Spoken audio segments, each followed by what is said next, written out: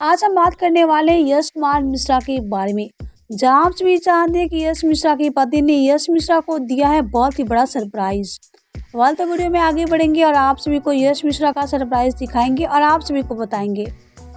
लेकिन वीडियो को लाइक और सब्सक्राइब नहीं किया तो जल्दी से इसे लाइक और सब्सक्राइब कर ले, ताकि आने वाली वीडियो की नोटिफिकेशन सबसे पहले आप सभी को मिले। तो चलिए बिना देरी के हम आप सभी को दिखा देते हैं कि आखिर यश मिश्रा की पहली पत्नी यानी कि अंजना सिंह के बिना यश मिश्रा ने कैसे सेलिब्रेट किया अपना बर्थडे।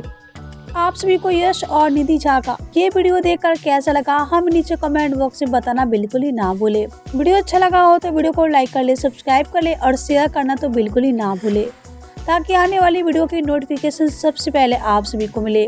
और अगर आप से भी अंजना सिंह और यश कुमार मिश्रा के फैंस हैं तो वीडियो को लाइक कर ले, सब्सक्राइब कर ले।